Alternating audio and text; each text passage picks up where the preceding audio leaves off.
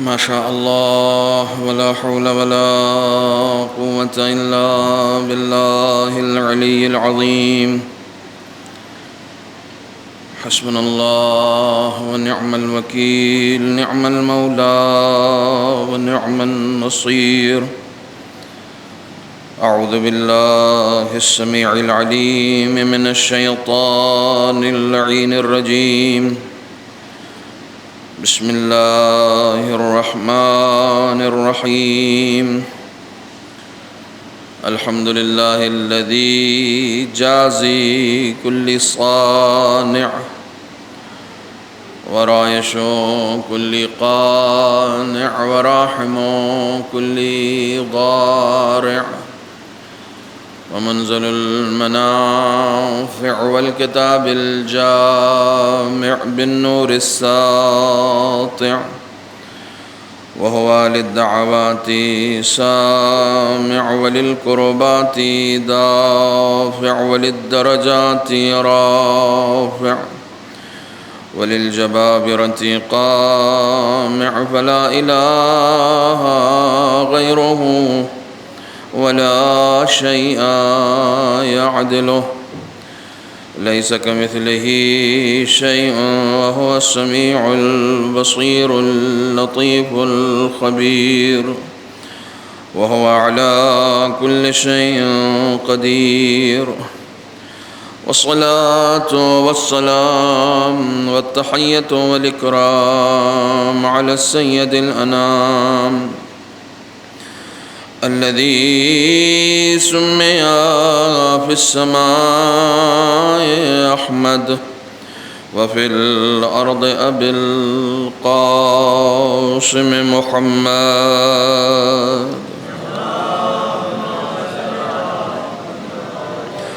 وعلى أهل بيته الطيبين الطاهرين المعصومين المظلومين الذين أذهب الله عنهم الرجس وطهرهم تطهيرا.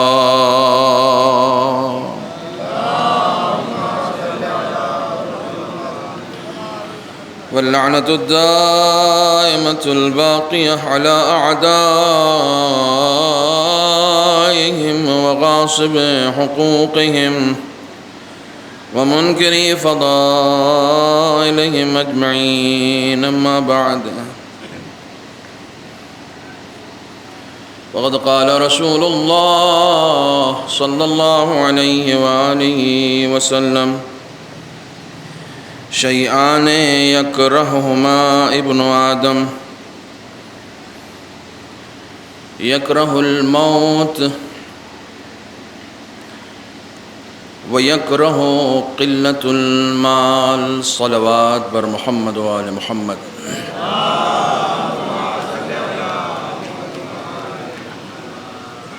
گزارش ہے ایک مرتبہ سورہ حمد اور 3 مرتبہ سورہ اخلاص کی تلاوت فرما کر اس مرحومین کے نام میں لے رہا ہوں.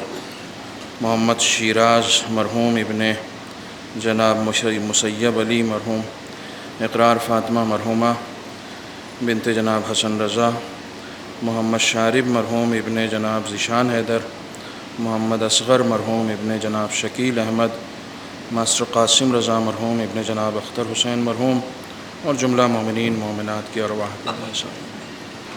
صلوات محمد و آل محمد.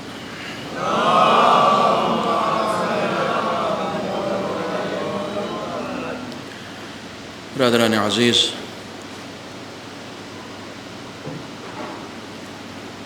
یہ ہمارے نوجوانوں کی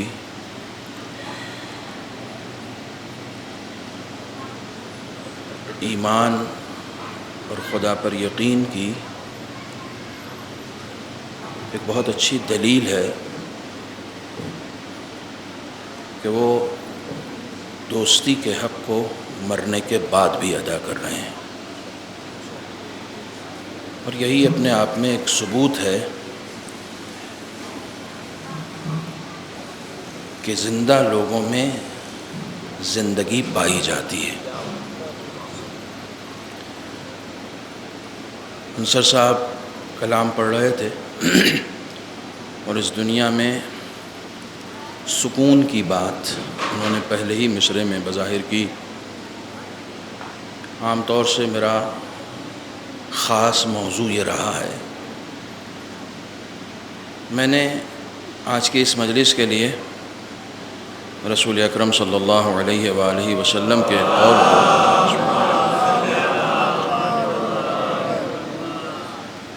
عنوان کے طور پر پیش کیا ہے۔ پہلے ترجمہ کر دیتا ہوں تاکہ اس کے بعد کچھ گزارشات عرض کر سکوں۔ فرماتے ہیں کہ انسان دو چیزوں سے کراہت رکھتا ہے، ناپسند کرتا ہے، دوری اختیار کرنا چاہتا ہے۔ یکرہ الموت، انسان کو موت ناپسند ہے۔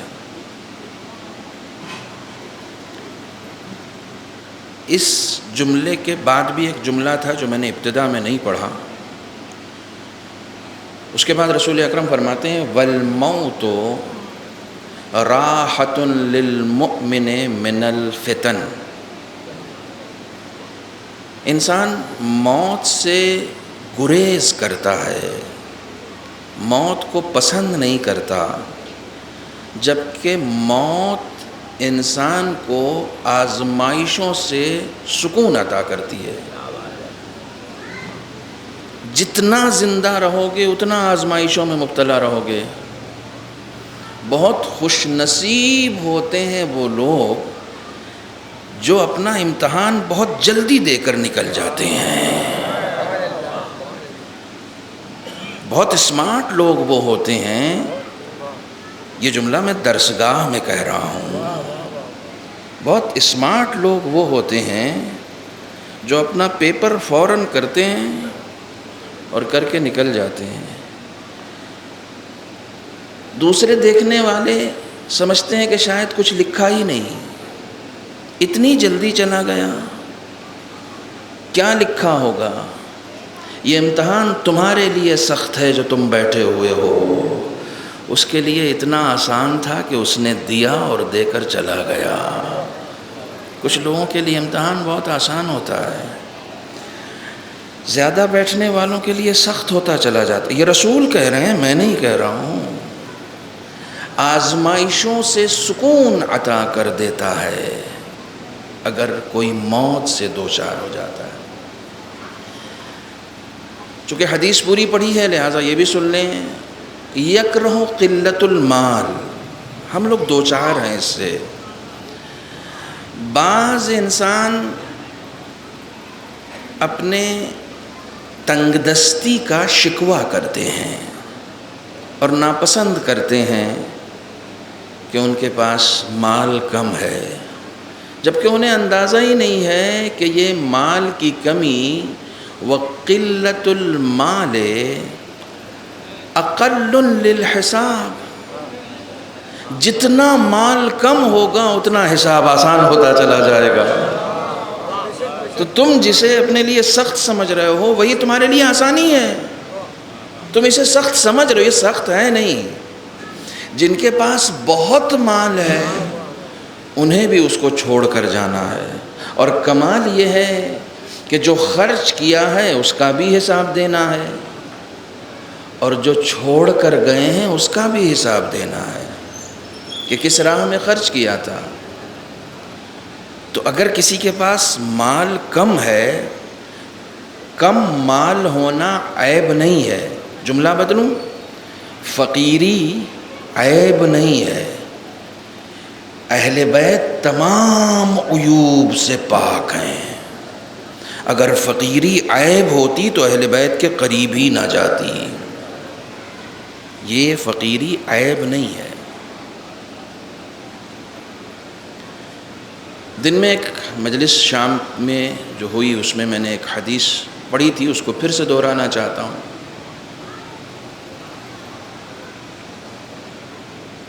ہم چاہیں نہ چاہیں ہمیں جانا ہے۔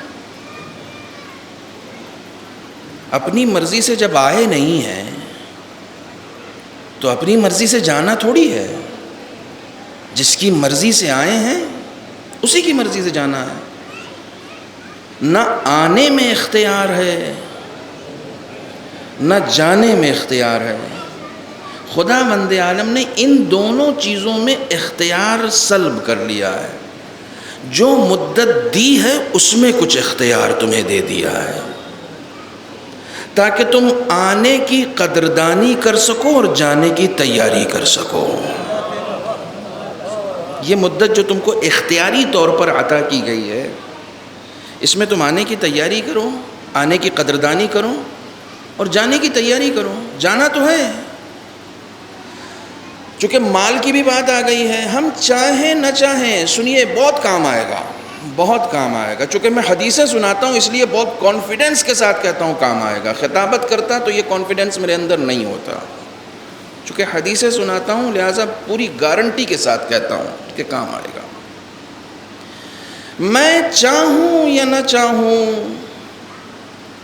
میرا مال میرے ہاتھ سے چلا جائے گا، میری عمر میرے ہاتھ سے چلی جائے گی، میرا وقت میرے ہاتھ سے چلا جائے گا. میں چاہوں یا نہ چاہوں، میرا اپنا کوئی دخل ہی نہیں ہے.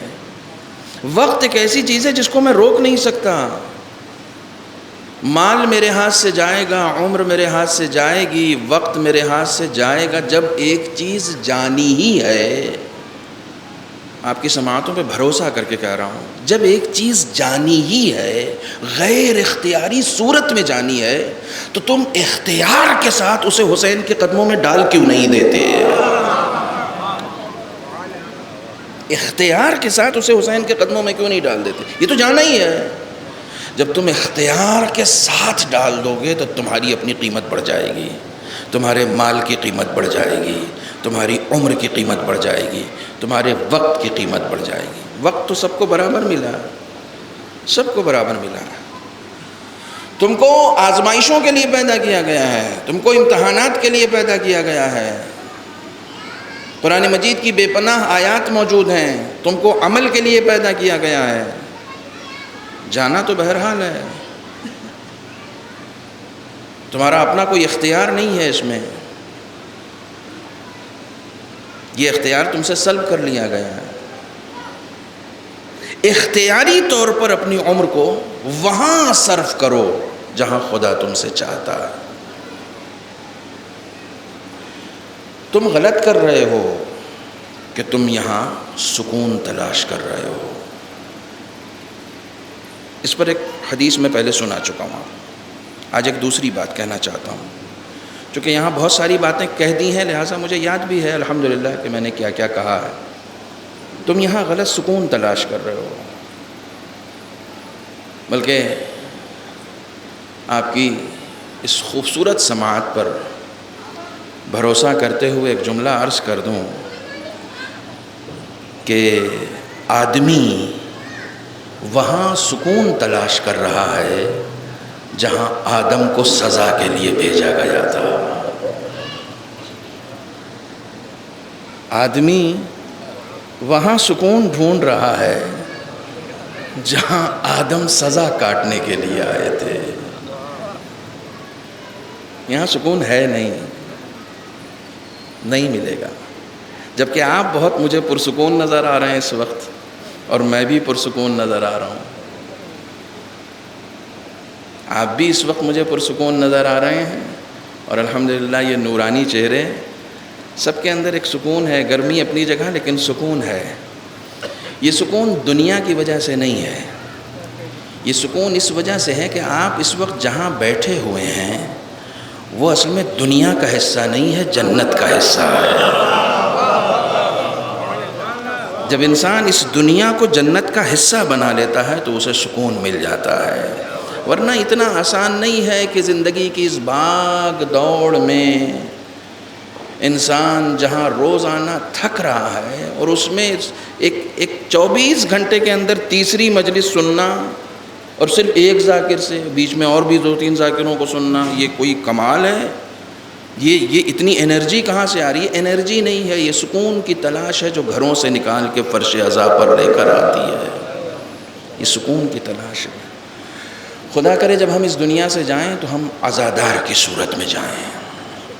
امام حسین کے عاشق کی صورت میں جائیں۔ کچھ باتیں اس حدیث کے حوالے سے میں آپ سے کرنا چاہ رہا ہوں۔ ہمیں جانا بہرحال ہے، بہت ہی سادے لینگویج میں بات کروں تو راضی خوشی جائیں یا زبردستی جائیں، جانا ہے تو کیوں نہ راضی ہو کر جائیں۔ کسی کے گھر میں جوان کی موت ہو جائے تو شکوہ بجا نہیں ہے، بجا نہیں ہے شکوہ، کیونکہ تم کو تو پہلے ہی بتا دیا گیا تھا لدو للموت، پیدا کرو مرنے کے لیے۔ مرنا تو ہے، تم پیدا کر رہے ہو تو مرنا ہے۔ یہ طے نہیں کیا گیا ہے کب مرنا ہے، یہ تمہارے اختیار میں نہیں ہے۔ تمہارا کام صرف اتنا سا ہے کہ تم اس پر راضی رہو، صرف اس پر راضی رہو۔ تمہاری آزمائش ہی یہی ہے کہ تم اس پہ راضی رہو۔ میرا کب تھا، میرے خدا نے مجھے دیا تھا، مجھ سے لے لیا، میں اس پر راضی ہوں۔ یہی راضی رہنے پر تم کو نمبر ملے گا۔ راضی رہنے کا مطلب یہ نہیں ہے کہ تم صرف زبان سے کہو کہ ہاں ہم راضی ہیں، نہیں، تم قلب سے خدا سے راضی رہو۔ امام حسین نے جناب، دیکھیے بات مصائب کی ہے لیکن میں اس وقت عرض کر رہا ہوں، جناب علی اصغر کا لاشا اٹھا کر ہر لاش پر ایک مرتبہ انا للہ کہا ہے، علی اصغر کی لاش لے کے 7 مرتبہ انا للہ کہا ہے، لیکن اس کے بعد کیا کہا، رضن بقضائک، میں راضی ہوں۔ علی اصغر بھی میرا چلا گیا لیکن میں راضی ہوں۔ راضی ہونے والے کی علامت کیا ہوتی ہے، کیا نشانی ہے، کیسے؟ راضی ہونے کا تعلق زبان سے نہیں ہے، راضی ہونے کا تعلق جگر سے ہے، دل سے ہے، قلب سے ہے۔ میں نے کہا کہ میں اپنے بیانات میں حدیثوں کی آمیزش رکھتا ہوں، اس لیے آپ کو شاید وہ خطابانہ انداز نہیں ملے گا۔ راضی ہونے کا تعلق ہی دل سے ہے، راضی ہونے کا تعلق ایمان سے ہے، راضی ہونے کا تعلق توکل سے ہے، راضی ہونے کا تعلق کلمے سے ہے، ہر چیز سے ہے راضی ہونے کا تعلق۔ میں راضی ہوں۔ کسی نے پوچھا امیر المؤمنین علی ابن ابی طالب علیہ السلام سے، مولا سب سے زیادہ خدا سے راضی کون لوگ رہتے ہیں؟ فرمایا اعلمہم باللہ ارضاہم بقضاء اللہ، سب سے زیادہ خدا سے وہ لوگ راضی رہتے ہیں جو خدا کا سب سے زیادہ عرفان رکھتے ہیں۔ کاش میں اپنی بات پہنچا سکوں۔ سب سے زیادہ خدا سے وہ لوگ راضی رہتے ہیں جو سب سے زیادہ خدا کا عرفان رکھتے ہیں۔ جتنا خدا کا عرفان تمہارے اندر بڑھتا جائے گا تم مطمئن ہوتے جاؤ گے، کول ہوتے جاؤ گے، آرام، سکون، کوئی ہنگامہ نہیں کرنا ہے، سکون سے بیٹھے رہو۔ کس کی سرکار بن رہی ہے؟ سکون سے بیٹھے رہو، سرکار خدا کی ہے۔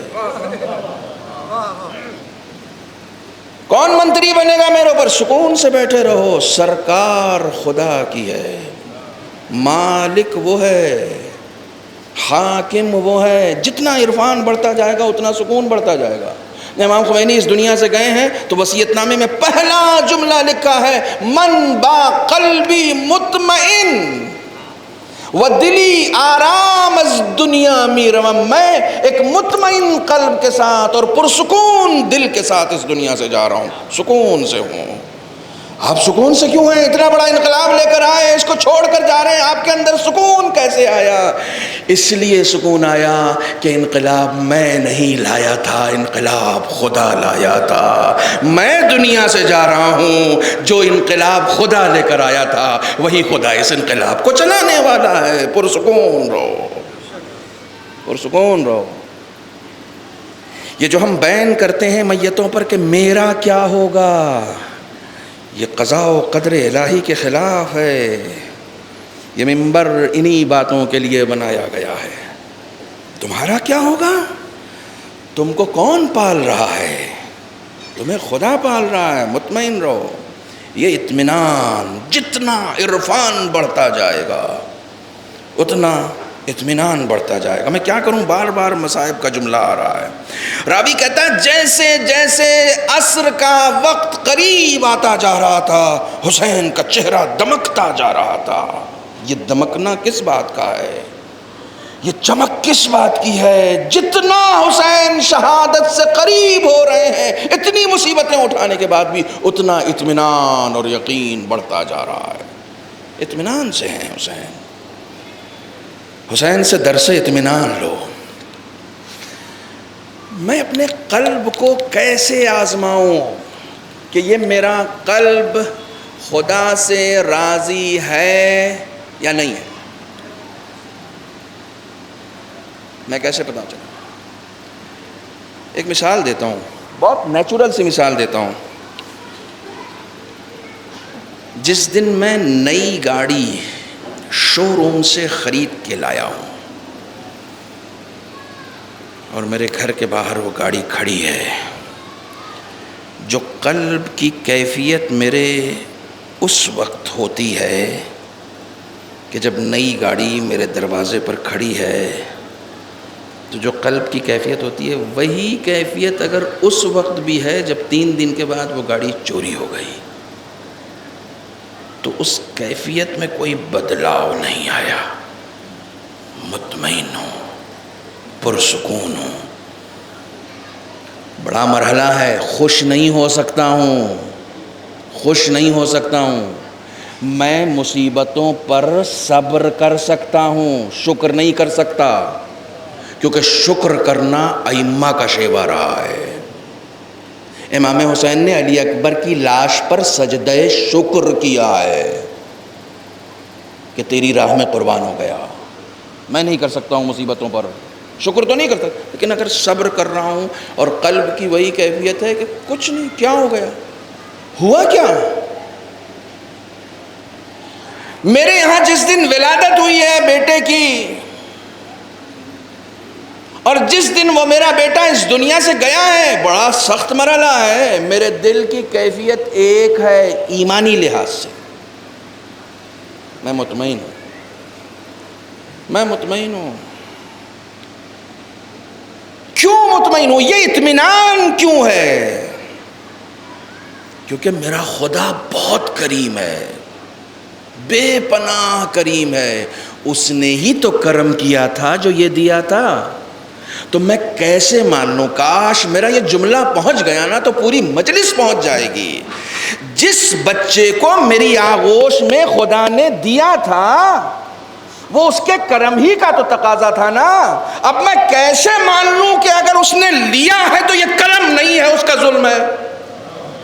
یہ میں کیسے مان لوں کہ اگر اس نے لیا ہے تو کرم نہیں ہے، یہ کچھ اور ہے؟ نہیں، وہ عین کرم ہے. اس کے یہاں سے کرم کے علاوہ اور کسی چیز کا اظہار نہیں ہوتا ہے، کسی چیز کا اظہار نہیں ہوتا.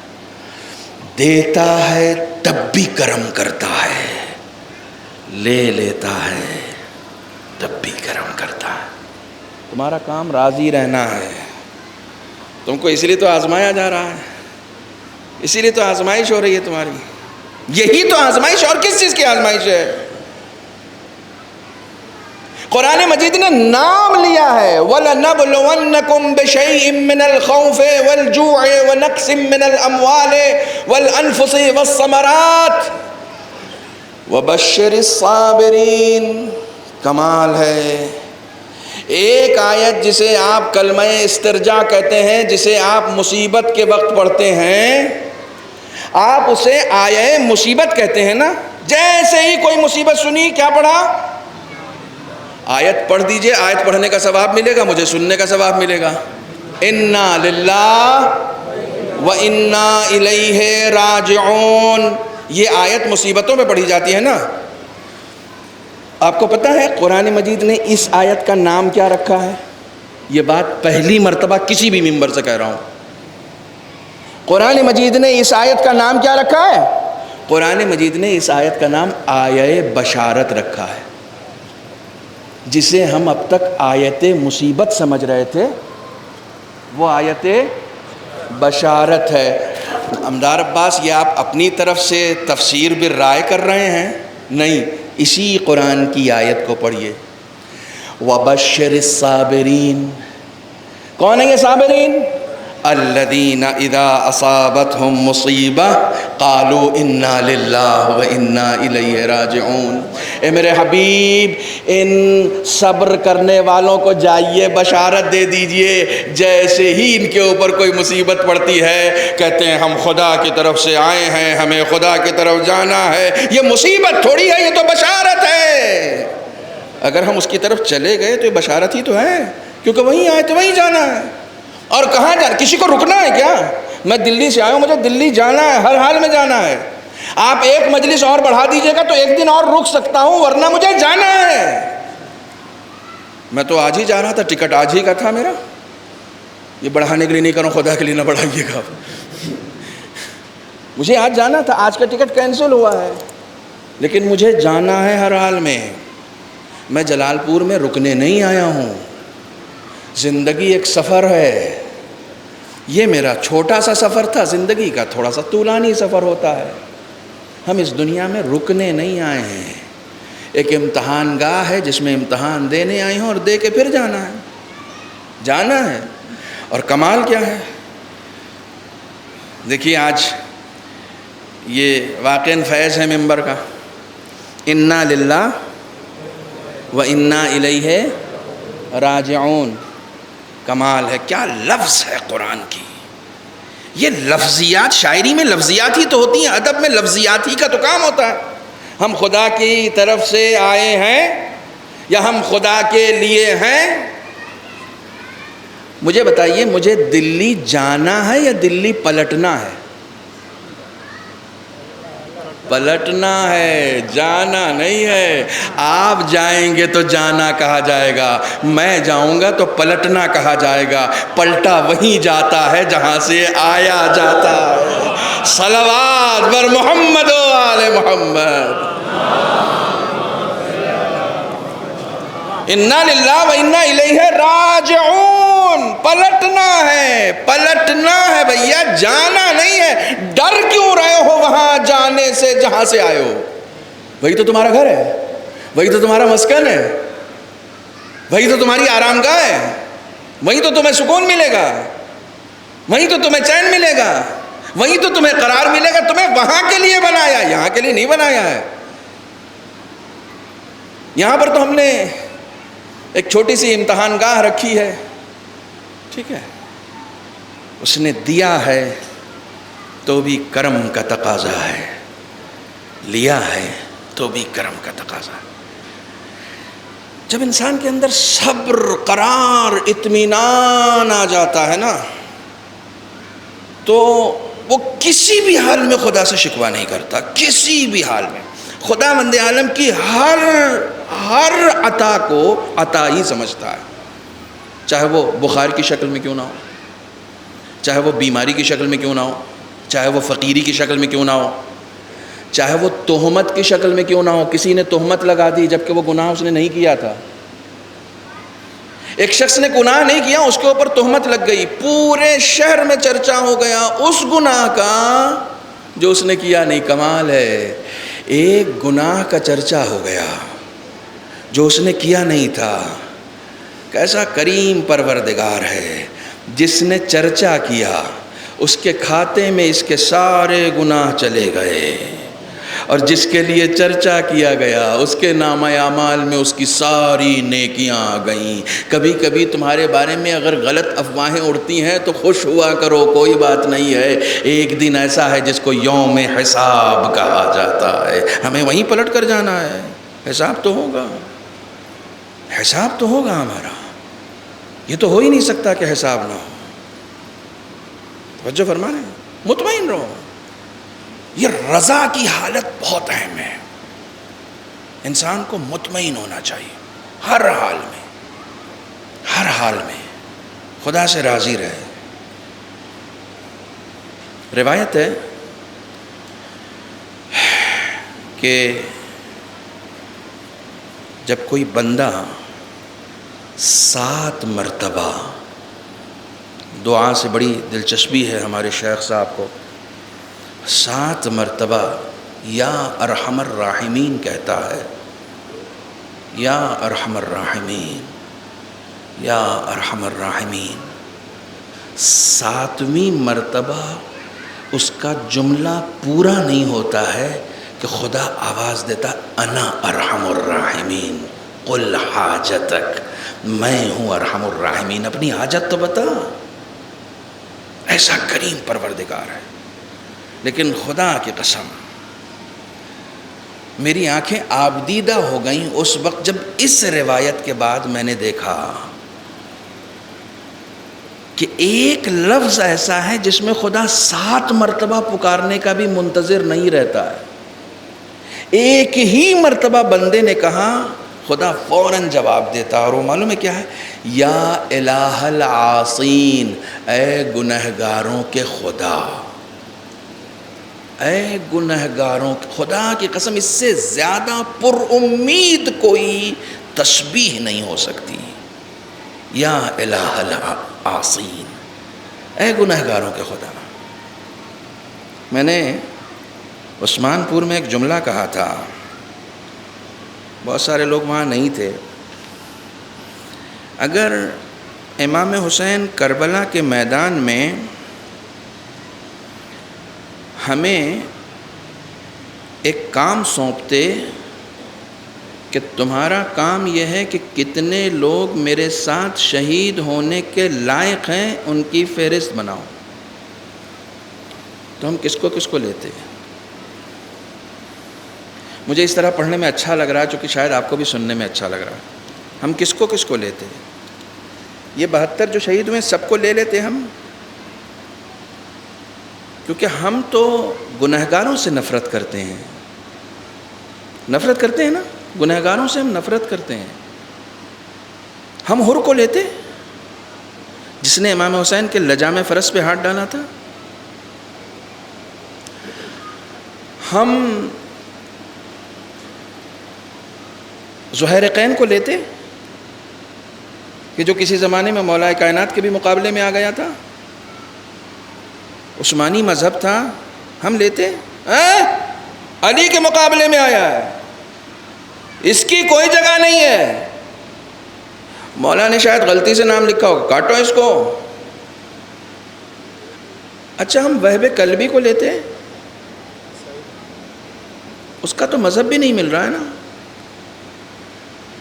ہم ایسے ہی ہیں، ہم ایسے ہی ہیں، کیونکہ ہم گنہگاروں سے نفرت کرتے ہیں۔ بات کرنے کا ایک طریقہ ہوتا ہے۔ آپ کو ایک آیت سناتا ہوں، بڑی حیران کرنے والی قرآن کی ہے، بہت سامنے کی آیت ہے، بہت سارے لوگوں کو اس وقت ذہن میں ہوگی۔ میں آدھی آیت پڑھوں گا، شاید لوگ اس آدھی آیت تک پہنچ جائیں۔ وَأْتُوا الْبُيُوتَ مِنْ أَبْوَابِهَا، گھروں میں دروازوں سے داخل ہو۔ یہ کوئی کہنے والی بات ہے جو قرآن کہہ رہا ہے؟ قرآن میں اس آیت کے نازل ہونے سے پہلے لوگ دیوار سے جاتے تھے کیا؟ قرآن پڑھ رہا ہوں میں، مدرسے میں مجلس پڑھ رہا ہوں۔ اس آیت کے نازل ہونے سے پہلے کیا لوگ دیوار پھاند کے جاتے تھے؟ دروازے سے نہیں جاتے تھے؟ غور کرو قرآن نے کیوں کہا ہے کہ گھروں میں جا رہے ہو تو دروازوں سے جاؤ۔ کسی سے بھی کوئی بات سمجھانے کا ایک وقت ہوتا ہے، کسی کو بھی نصیحت کرنے کا ایک طریقہ ہوتا ہے۔ یہ آیت اس کی طرف اشارہ کر رہی ہے۔ بات تو ہر بات ہوتی ہے کلیم، بات کرنے کا سلیقہ چاہیے۔ اچھا اگر کوئی آدمی شراب پی کے نماز پڑھنے آ جائے تو ہم کیا کریں گے؟ مسجد میں رکھیں گے یا بھگا دیں گے؟ فوراً بھگائیں گے نا، بلکہ اس پہ تعجب کریں گے، تمہارا نماز سے کیا تعلق؟ تم اور نمازی؟ لیکن قرآن نشہ کرنے والوں کو بھی نمازی مانتا ہے، کہتا وَلَا تَقْرَبُوا الصَّلَاةَ لَا تَقْرَبُوا الصَّلَاةَ وَأَنْتُمْ سُكَارَىٰ، نماز کے قریب نہ جانا جب تم نشے میں رہو۔ پڑھنے والے یہ نشیڑی لوگ بھی نماز پڑھیں گے؟ کیا تو ان کو نمازی مانتا ہے؟ ہاں مانتا ہوں. نماز صرف ہاتھ میں تسبیح لینے والے، لمبی داڑھی رکھنے والے، خود کو متقی دکھانے والے لوگوں کی جاگیر تھوڑی ہے. نماز تو سب کے لیے ہے نا، گنہگار کے لیے بھی ہے، شرابی کے لیے بھی ہے، سب کے لیے ہے نماز. تم کون ہوتے ہو فیصلہ کرنے والے؟ تم کون ہوتے ہو اسے بے نمازی سمجھنے والے؟ تم کون ہوتے ہو اسے مسجد سے نکالنے والے؟ میں اس کا بھی خدا ہوں. میں صرف کرم بتا رہا ہوں نا آپ کو. میں اس کا بھی خدا ہوں. پالنے والے تو قبول کر لیتا، ہاں قبول کر لیتا، یہ نشے سے پاک ہو جائے گا، نجاست سے دور ہو جائے گا، پھر آ جائے گا، میں قبول کروں گا نا، اس کی نماز پڑھوں گا، میں اس کی نماز قبول کروں گا، لوں گا میں. جب نشہ اتر جائے تمہارا تو آ جانا نماز پڑھنے کے لیے. ایک بات یاد رکھیے گا، چونکہ آپ یاد رکھتے ہیں اور بہت ساری چیزوں پر عمل کرتے ہیں، اس لیے کہتا ہوں گناہ سے نفرت کریں، گنہگاروں سے نفرت نہ کریں. گنہگاروں سے نفرت معاشرے کو برباد کر دیتی ہے، گناہ سے نفرت معاشرے کو آباد کر دیتی ہے. گنہگاروں سے نفرت کریں گے تو کون بچے گا؟ معاشرے میں بچے گا کون؟ اسی جلال پور میں ایک جملہ کہہ چکا ہوں، سن لیجئے پھر. رشتے کئی قسم کے ہوتے ہیں. یہ مجلس جو ہے رشتہ داروں نے نہیں کی ہے، یہ مجلس دوستوں نے کی ہے. یہ مجلس بظاہر ان کے ماں باپ نے نہیں کی ہے ان بچوں کے، یہ دوستوں نے کی ہے. ایک رشتہ وہ ہوتا ہے کہ جو خونی رشتہ ہوتا ہے، ایک رشتہ وہ ہوتا ہے جو دوستی کا رشتہ ہوتا ہے، اور ایک رشتہ ان سب سے اوپر ہوتا ہے جو محبت کا رشتہ ہوتا ہے. ایک شخص ہے جس سے آپ محبت کرتے ہیں، ایک شخص ہے جو آپ کا دوست ہے، ایک شخص ہے جو آپ کا رشتہ دار ہے. ان سب میں اہمیت کس کی زیادہ ہے؟ جس سے آپ محبت کرتے ہیں. سب سے زیادہ اہمیت اس کی ہے جس سے آپ محبت. رشتہ داری تو کئی مرتبہ زبردستی نبھانا پڑتی ہے، ورنہ انسان جس سے محبت کرتا ہے اس کے لیے تو سب کچھ لٹا دیتا ہے. سب سے قیمتی رشتہ وہ ہے نا جو محبت کا رشتہ ہے. اللہ اکبر، کتنا مہربان خدا ہے نوجوانوں، کتنا مہربان خدا ہے. کہتا ہے ان اللہ یحب التوابین، اللہ توبہ کرنے والوں سے محبت کرتا ہے. اگر تم کو اس کے محب بننا ہے تو جتنا توبہ کرتے چلے جاؤ گے اتنا خدا کے قریب ہوتے چلے جاؤ گے. ایک صلوات پڑھیں محمد و آل محمد.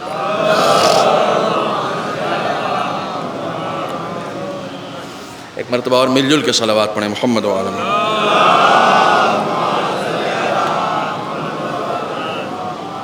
جتنا توبہ کرتے چلے جاؤ گے اتنا اس کے محب ہوتے چلے جاؤ گے. خداوند عالم سب کا خدا ہے، بے پناہ مہربان ہے، بے پناہ کریم ہے. جو کچھ بھی تمہارے ساتھ ہو رہا ہے وہ سب اس کے کرم کا فیض ہے. انسان بس یہ سمجھنے لگے. جب انسان خدا سے تھوڑی سی دوستی کر کے آگے بڑھتا ہے نا، تھوڑی سی دوستی کر کے، کپالنے والے جو کچھ میرے ساتھ ہو رہا ہے وہ تو کر رہا ہے. میں اس کے اوپر ایک بار ڈیٹیل بات کر چکا ہوں. 2 طرح کے حادثات ہماری زندگی میں ہوتے ہیں. ایک کے ذمہ دار ہم خود ہوتے ہیں اور ایک خدا کی طرف سے ہوتا ہے. کچھ کے ذمہ دار تو ہم خود ہیں. مثلا کھانا اتنا کھا لیتے ہیں کہ مجلس میں نیند آتی ہے. کوئی سو نہیں رہا، آپ کیوں دیکھ رہے ہیں؟ میں مثال دے رہا ہوں. مثلا اب نیند آنے کی شکایت کیوں ہو رہی؟ نیند آنے کی شکایت کیوں ہو رہی کہ ہم نے کھانا زیادہ کھا لیا نا. تو اس میں میری غلطی ہے، اس میں میری غلطی ہے. ٹھیک ہے، نیند سے یاد آیا نیند بھی تو موت ہی ہے. ہاں حدیث پڑھ رہا ہوں، یہ خطابت نہیں ہے. نیند کو مولا کائنات نے آدھی موت قرار دیا. اتنی بڑی نعمت تم کو دی ہے نیند کی صورت میں کہ جس کے ذریعے سے تم موت کو یاد رکھ سکو. نیند آتی ہے جب انسان کو، ایک آدمی سویا ہوا ہے اور بغل میں کھڑا ہو کے ایک آدمی اس کی خوب تعریف کر رہا ہے. کتنا اچھا آدمی ہے، اتنا اچھا، اتنا بااخلاق آدمی ہے کہ نہ پوچھئے، کوئی اثر پڑے گا اس کے اوپر؟ سو رہا ہے وہ۔ کبھی کبھی اخلاقی طور پہ انسان کو جاگنے میں بھی ایسا ہی ہو جانا چاہیے، لاکھ کوئی اس کی تعریف کرتا رہے، اس کی صحت پہ کوئی اثر ہی نہ پڑے۔ کیوں؟ اس لیے کہ وہ مرنے کے لیے بنا ہے، زندہ رہنے کے لیے نہیں بنا ہے۔ معصوم فرماتے ہیں نیند آدھی موت ہے۔ جب یہ موت تمہاری زندگی میں آتی ہے اور جب بھی اس نیند سے بیدار ہو، فوراً خدا کا شکر ادا کرو کہ پالنے والے تو نے پھر سے مجھے دوبارہ حیات عطا کی، پھر سے زندگی عطا کی۔ ہم تو سو گئے تھے نا، ایک آدمی سو جائے، اس کے گھر میں سیلاب آ جائے، شہر ڈوب جائے، اگر وہ سیف جگہ، سوکھی جگہ سویا تو اس کے اوپر کیا اثر پڑا؟ کوئی اثر نہیں پڑا۔ کیا ہو رہا اس کے باہر کچھ پتہ نہیں ہے، کچھ بھی پتہ نہیں۔ چور آیا، سارا سامان لے کے چلا گیا، وہ سو رہا ہے بھائی، وہ سو رہا ہے، اور تم بنے ہی سونے کے لیے ہو۔ یہ ایک لمیٹڈ موت ہے جو تم کو اس دنیا میں دکھایا گیا ہے نیند کی صورت میں، ایک ابدی موت ہے۔ کمال اس، خدا کی قسم یہ سب مثالیں جو ہیں نا اہل بیت کی ہیں۔ اگر نیند کو آدھی موت کہا گیا ہے تو آپ اس کا حسن دیکھیے، کوئی نیند ایسی نہیں ہے کہ جس میں سونے والا نہ اٹھے، اٹھتا ہے نا، سوتا ہے تو سونے کے بعد جاگتا بھی تو ہے۔ ہر سونے کے بعد اٹھنا ہے، چاہے بستر پر سو تب بھی اٹھو گے، چاہے موت کی نیند سو تب بھی اٹھو گے۔ اسی کو الیہ راجعون کہا گیا ہے، پھر وہاں پلٹ کر جانا، پھر اٹھو گے، پھر اٹھو گے، پھر بیدار ہوگے، پھر وہ زندگی تمہاری شروع ہوگی۔ اب جو زندگی شروع ہوگی تمہاری، وہ زندگی وہی ہوگی جو تم لے کر گئے ہوگے، جو تم تیار کر کے لے گئے ہوگے۔ آپ جو سونے جاتے ہیں بستر پر، اس بستر کو کون تیار کرتا ہے؟ آپ تیار کرتے ہیں۔ کتنا آرام دہ ہونا چاہیے، یہ اس کی ذمہ داری آپ کی ہوتی ہے۔ میں چاہ رہا تھا کہ وہ حدیث جو درس ہے امام جعفر صادق علیہ السلام کے شاگرد کا، اسے مکمل کروں، لیکن مجھے یہ لگ رہا ہے کہ شاید وقت جو ہے وہ زیادہ ہو جائے گا۔ میں صرف فہرست اس کی آپ کی خدمت میں عرض کر دیتا ہوں۔ ہمیں ایک تہذیب اس زندگی کے لیے جو خداوند عالم نے اپنے کرم کی بنیاد پر ہمیں عطا کیا ہے، اس تہذیب کو ہمیں اختیار کرنا پڑے گا۔ پہلی چیز جو دن کی مجلس میں نے عرض کیا کہ کسی بھی ایسی چیز سے دل نہ لگائیں، کسی بھی ایسی چیز کی محبت اپنے دل میں نہ ڈالیں کہ جس کو چھوڑنے کا افسوس ہو۔ آیت اللہ گلپائگانی ایک شخص کے حالت احتضار میں گئے، موت کا وقت۔ حالت احتضار اس کو اس لیے کہتے ہیں کیونکہ موت اس وقت حاضر ہو جاتی ہے اس کے سامنے، اور پھر اس کی چشم برزخی کھل جاتی ہے، اس کو بہت کچھ نظر آنے لگتا ہے، ملک الموت نظر آنے لگتا ہے، فرشتے نظر آنے لگتے ہیں، وہ آوازیں سنائی دینے لگتی ہیں جو دوسرے نہیں سن سکتے ہیں، ٹھیک ہے۔ میں اس سے پہلے برزخ کی ترسیم آپ کے درمیان کر چکا ہوں، موت کی بات آئی اس لیے عرض کر دیتا ہوں کہ برزخ جو ہے وہ ٹائم اینڈ اسپیس کی کوئی چیز نہیں ہے، برزخ ابھی یہیں پر ہے، ٹھیک ہے۔ اور اس کی مثال دیتا ہوں، مثال کے طور پر میں بول رہا ہوں تو آپ سمجھ رہے ہیں، لیکن یہیں اگر کوئی جانور آ جائے تو میری بولی سمجھے گا؟ نہیں سمجھے گا نا، وہ نہیں سمجھے گا۔ تو برزخ اصل میں علم ہے، برزخ اصل میں عرفان ہے۔ بہت سارے ایسے لوگ ہیں جن کو خداوند عالم اس دنیا میں اتنی قوت عطا کر دیتا ہے کہ ان کی چشم برزخی واہ ہو جاتی ہے، اور انہیں وہ سب کچھ نظر آتا ہے جو عام انسانوں کو نظر نہیں آتا ہے، وہ سب کچھ ان کو نظر آتا ہے۔ آیت اللہ گلپائگانی ایک شخص کے پاس جو ان کا رشتہ دار تھا، حالت احتضار میں گئے، اور جانے کے بعد انہوں نے سورہ یاسین پڑھنا شروع کیا۔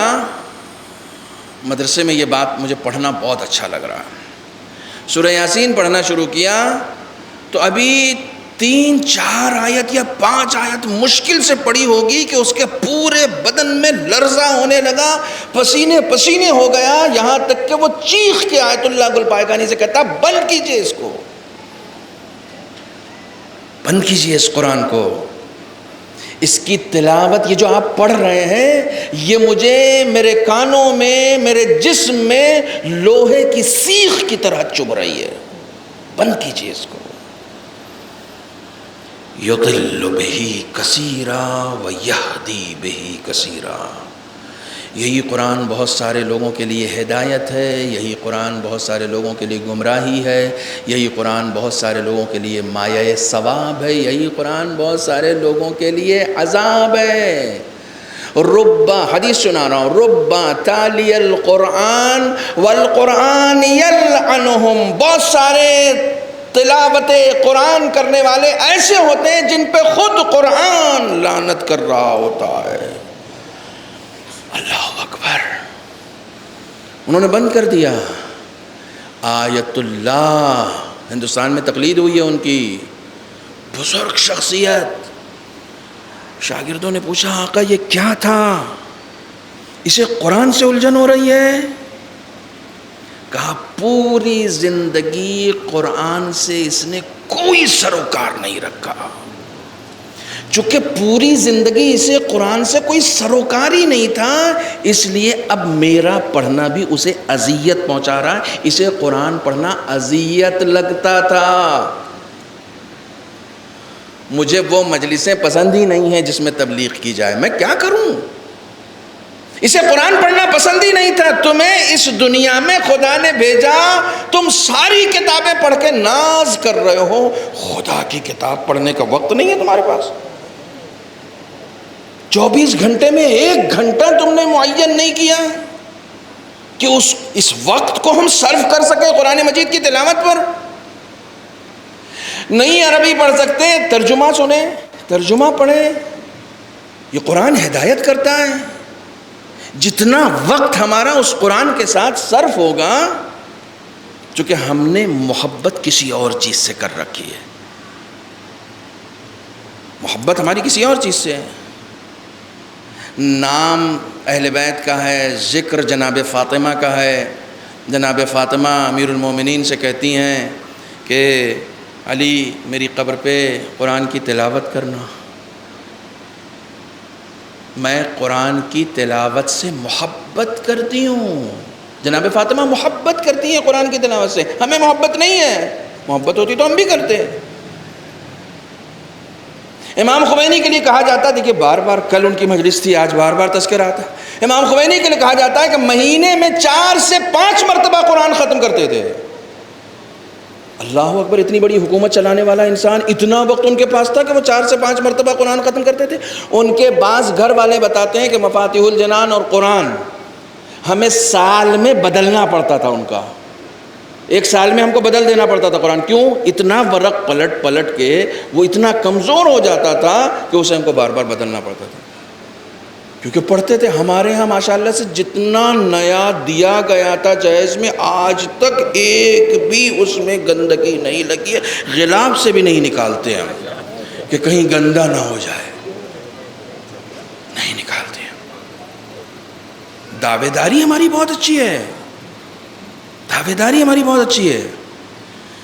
بات آ گئی اس لیے عرض کر دیتا ہوں، آج سے تقریباً 8-10 سال پہلے میں امروہے میں گیا تھا مجلس پڑھنے کے لیے، اور وہاں ممبر پہ بیٹھ کے میں نے یہ سوال کیا تھا کہ یہاں کتنے امام بڑے ہیں؟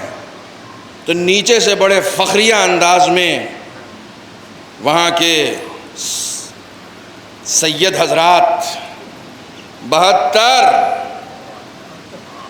72 امام بڑے ہیں وہاں۔ میں نے کہا قرآن پڑھانے کی جگہیں کتنی ہیں؟ گلشن میں کہیں بوئے دمساز نہیں آتی، اللہ رے سناٹا آواز نہیں آتی۔ چپ ہو گئے، چپ ہو گئے۔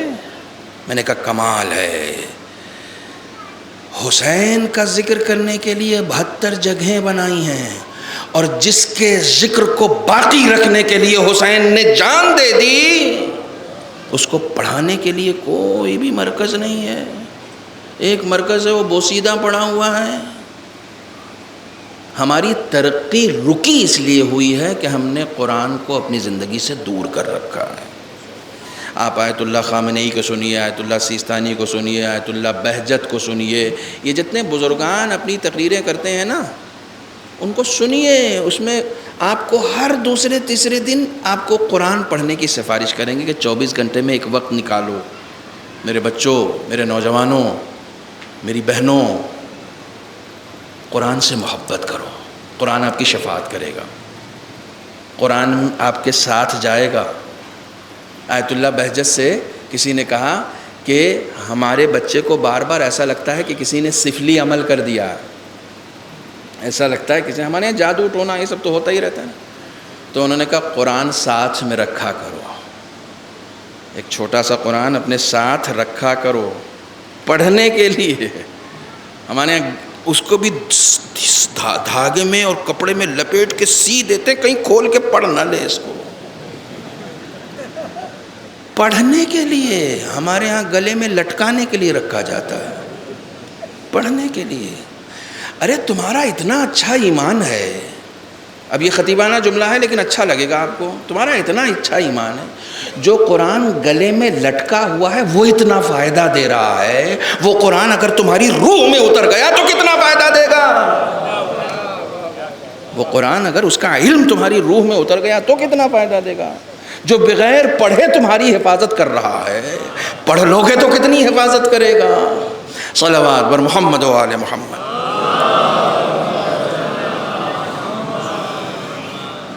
ایک مرتبہ اور مل جل کے صلوات پڑھیں محمد و آل محمد۔ میں صرف اس کو مکمل کر رہا ہوں تاکہ یہ چیز بات کے لیے نہ رہ جائے، چونکہ یہ ایک بہت ہی اہم روایت تھی اور بہت سارے لوگ آپ لوگ سن چکے تھے۔ جہاں تک میرے خیال میں زیادہ تفصیلات میں نہیں پڑھوں گا، دو میں نے آپ کی خدمت میں سنایا۔ محبت کسی اور چیز سے مت کرو، محبت اپنے عمل خیر سے کرو، ان چیزوں سے کرو جو تمہارے ساتھ قبر میں جانے والی ہے۔ ہر چیز چھوٹ جائے گی، قبر میں تمہارا عمل تمہارے ساتھ جائے گا، فعل خیر تمہارے ساتھ جائے گا۔ دوسری چیز، کسی بھی چیز پر افتخار مت کرو، حسب، نسب، مال، بچے، کسی بھی چیز پر فخر مت کرو۔ فخر کرنا ہے تو ایک ہی چیز ہے، ان اکرمکم عند اللہ اتقاکم۔ جو خدا کے نزدیک جتنا صاحب تقویٰ ہوگا اتنا عزیز ہوگا، اتنا عزت دار ہوگا، اتنا اس کی عزت ہوگی۔ تیسری چیز کہتا ہے کہ رأیت لہو الناس وطربہم، میں نے دیکھا کہ لوگ کھیل کود میں مشغول ہیں، ہر ایک کا اپنا ایک کھیل کود ہے۔ ایک انسان کا انجوائمنٹ صرف یہ ہے کہ وہ موبائل لے لیتا ہے اور بار بار اسکرول کرتا رہتا ہے، ریلز دیکھتا رہتا ہے، اس کا یہی کھیل ہے۔ آپ اس سے پوچھیں کتنی دیر موبائل میں تھے، کہ پتہ نہیں 1 بجے بیٹھے تھے، کتنا بج رہا ہے؟ 4 بج رہا ہے، 3 بجے سے وہ موبائل دیکھ رہا ہے، 3 گھنٹے سے وہ موبائل دیکھ رہا ہے، وہ اس کا کھیل ہے، وہ اس کا کھیل ہے۔ اس نے کہا کہ لوگ اپنے اپنے کھیل میں ہر انسان کا ایک کھیل ہے جس میں وہ مشغول ہے۔ موبائل میں جب ریلز دیکھتے دیکھتے تھک جاتے ہیں تو پھر اسی میں گیم کھیلنے لگتے ہیں، اسی میں گیم نکالتے ہیں، وہ گیم کھیلنے لگتے ہیں۔ اور گیم کھیلتے وقت آپ ان سے پوچھئے کہ گیم کیوں کھیل رہے ہو؟ کہہ رہے ہیں ابھی IPL اسٹارٹ نہیں ہوا ہے نا، تو جب تک وہ اسٹارٹ ہو رہا ہے اس لیے اس وقت تک گیم کھیل، اب جب وہ اسٹارٹ ہو جائے گا پھر وہ دیکھیں گے۔ اپنا اپنا کھیل بنا رکھا ہے۔ یہ شخص کہتا ہے امام کا شاگرد ہے، سنیے امام کے شاگرد ایسے ہوتے ہیں، اس طرح کے کھیلوں میں زندگی نہیں گزارتے۔ کہتا ہے سمعت قولہ تعالی وَأَمَّا مَنْ خَافَ مَقَامَ رَبِّهِ وَنَهَى النَّفْسَ عَنِ الْهَوَىٰ فَإِنَّ الْجَنَّةَ هِيَ الْمَأْوَىٰ۔ جس کے اندر بھی خدا کا خوف ہوگا نا، وہ اپنے نفس کو ہوا و ہوس سے دور رکھے گا۔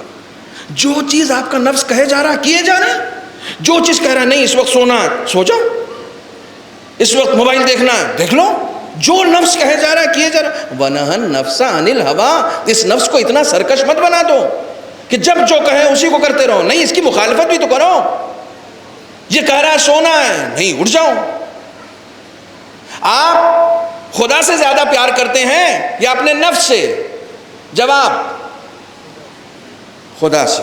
آپ بول دیں گے خدا سے، لیکن عملی جواب خدا سے پیار کرتے تو صبح کے وقت جب الارم بجا نماز کے لیے تو بدن کہہ رہا تھا، نفس کہہ رہا تھا ارے چھوڑو نا یار بعد میں پڑھ لینا نا، آرام کرو، تو نفس سے پیار تھا اس لیے آرام کرتے رہ گئے۔ خدا سے پیار ہوتا تو اٹھ جاتے، چلو بستر چھوڑو، اٹھنے کی اذیت برداشت کرو، اتنے آرام طلب مت بنو، وَنَهَى النَّفْسَ عَنِ الْهَوَىٰ، اس نفس کو سرکشی سے روکنے کے عادی بناؤ.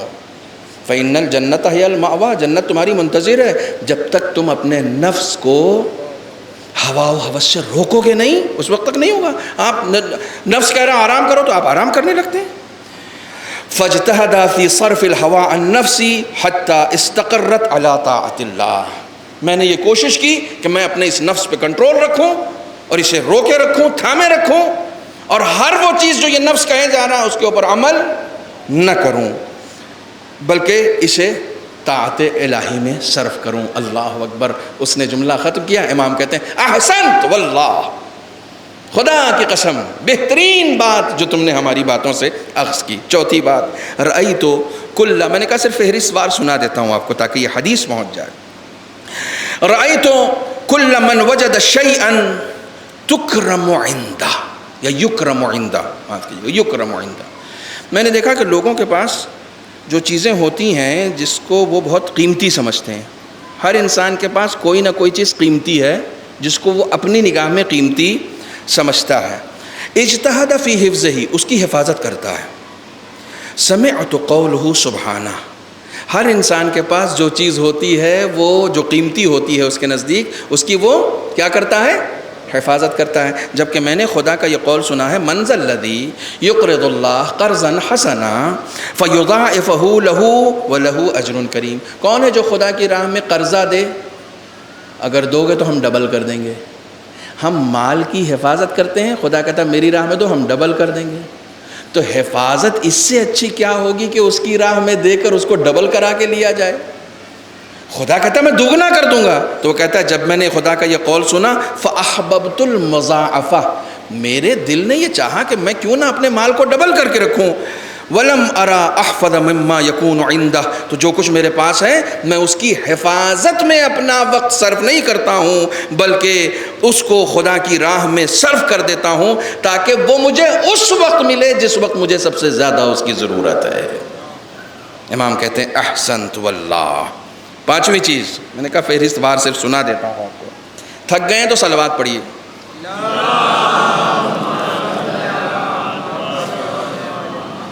الخامسہ قال رأيت حسد الناس بعضهم للبعض.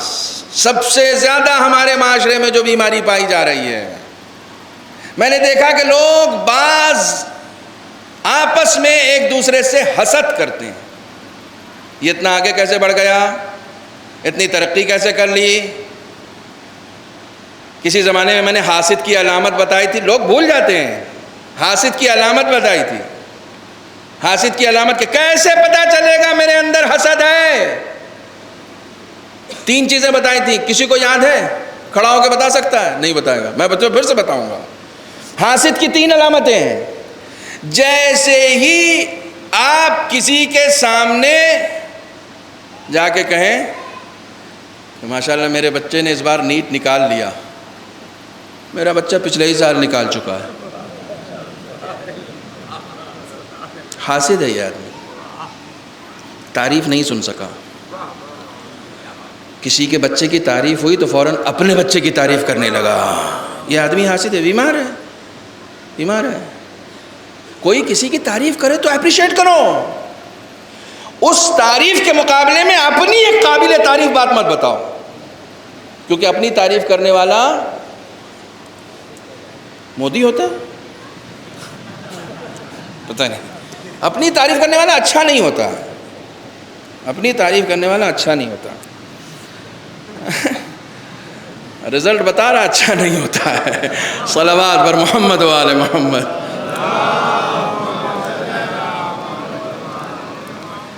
ہاں بتا دوں، 3 علامتیں بتا دوں. پہلی یہ کہ جیسے ہی آپ اس کے سامنے کوئی تعریف کریں گے نا، کوئی بات بتائیں گے اپنی قابل تعریف، تو اس کے مقابلے میں اس سے اچھی بات آپ کو بتائے گا اپنے بارے میں. میں نے ایک صاحب سے کہا کہ اس بار الحمدللہ میں عمرے کے لیے گیا تھا. کہنے لگے میں 3 سال پہلے ہی ہو چکا ہوں. ارے بھائی کیا بات ہے، مطلب اپنی والی پہلے بتا دیا. کیا ضرورت ہے؟ آپ کہتے تھے خدا قبول کرے، بس کافی ہے. اپنی والی مت بتاؤ. جب بھی آپ اس کے سامنے کوئی قابل تعریف بات بتائیں گے نا، وہ فوراً اپنی تعریف میں کچھ کہے گا. ٹھیک ہے. دوسری چیز، جب بھی آپ اس کے سامنے کچھ بتائیں گے اس میں عیب نکالے گا. کچھ بھی بتائیں گے. لڑکوں نے مدرسے میں مجلس کی، لیکن مدرسے میں وہ بات آتی نہیں ہے، امام باڑے میں کرنا چاہیے تھا. اس کو کچھ نہ کچھ تو نکالنا ہے نا. کچھ نہیں نکلا تو یہ نکالا، وہ نکالے گا. اس طرح کے لوگ معاشرے میں بہت ہیں. جہاں نظر آئے سمجھ جائیے حسد کرتا ہے. حاسد کی علامت ہے یہ سب. حاسد کیا؟ حاسد کے سامنے کوئی تعریف کی جائے وہ اس تعریف سے بڑی تعریف اپنی بتائے گا. حاسد کے سامنے کوئی قابل تعریف بات ہو اس میں کوئی نہ کوئی عیب نکالے گا.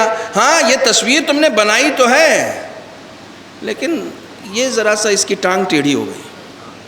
جبکہ اس شخص کا عکاسی سے کوئی لینا دینا نہیں. آرٹ دور دور تک اس کے خاندان میں نہیں ہے، مگر وہ اس میں عیب نکالے گا. ایک شخص نے ایک تصویر بنائی، کوئی بہت اچھا آرٹ بنایا اور اس کو چوراہے پہ لگا دیا، اور لگانے کے بعد کہا اس میں جہاں جہاں جس کو غلطی نظر آئے وہ اس کو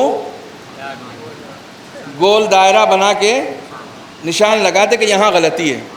2 دن کے بعد جب آیا تو تصویر ہی نہیں تھی، گول ہو گئی تصویر، تصویر ہی نہیں تھی. وہ اتار کے لے گیا، اتنے نشانات لگ گئے. دوسرے دن پھر تصویر بنائی، پھر چوراہے پہ لگائی اور کہا جس کو اس کے اندر عیب نظر آئے اس کی اصلاح کر دے. پھر کہیں گولا نہیں بنا. جب تمہارے اندر اصلاح کرنے کا ہنر نہیں ہے تو عیب کیوں نکالتے ہو؟ عیب نکالنے کا مطلب یہ ہے کہ تم خود عیب دار ہو. عیب نکالنا کمال نہیں ہے، عیب کی اصلاح کرنا کمال ہے. اسی لیے غیبتوں کو حرام قرار دیا. تم عیب بیان کر رہے ہو، تم کو اصلاح کرنی ہے، جس کے اندر جو عیب ہے اس سے جا کر بتاؤ تاکہ اصلاح ہو سکے. ٹھیک ہے. 2 چیزیں ہو گئی. حاسد کی علامت. تیسری علامت، حاسد کی تیسری علامت یہ ہے، یہ مولا کائنات نے ہمیں نہج البلاغہ میں ارشاد فرمایا کہ جب بھی کوئی قابل تعریف بات سنتا ہے تو چپ رہتا ہے، تعریف نہیں کرتا. کوئی بات کسی کی قابل تعریف ہو تو تعریف کرنا چاہیے، تعریف کرنا چاہیے. اگر انصر صاحب کوئی اچھا شعر سنا رہے ہیں وہ اچھا ہی سناتے ہیں، یہ اور بات ہے. جب میں آ جاتا ہوں تو کہتے ہیں چونکہ مولانا آ گئے وقت میں تنگی اور کم پڑھ کے بیٹھ جاتے ہیں، مجھے سناتے ہی نہیں ہیں. ٹھیک ہے. اور اسی لیے میں غصے میں ان کو زیادہ سناتا ہوں. ایک صلوات پڑھے محمد و آل محمد. دیکھیے آپ کی صلوات ایسی ہے کہ میں آدھا گھنٹہ مجلس بڑھا دوں گا، ورنہ زور سے صلوات پڑھیے.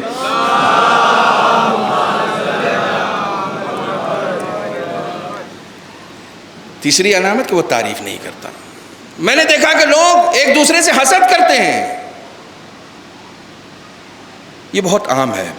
اچھا کس چیز میں حسد کرتے ہیں؟ پھر رزق، جو رزق اللہ نے دیا ہے اس میں حسد کر رہے ہیں. میں نے یہیں ایک جملہ کہا ہے، ایک باپ کے 4 بیٹے، چاروں کی قسمت برابر نہیں ہے. قسمت خدا نے لکھی ہے. ایک ترقی کر گیا، ایک پیچھے رہ گیا، ایک رزق کے معاملے میں آگے بڑھ گیا، ایک ذرا کمزور ہے. تو کیا ہو گیا؟ حسد کرو گے آپس میں؟ نہیں، حسد مت کرو. حسد کرنے سے رزق میں اضافہ تھوڑی ہوگا.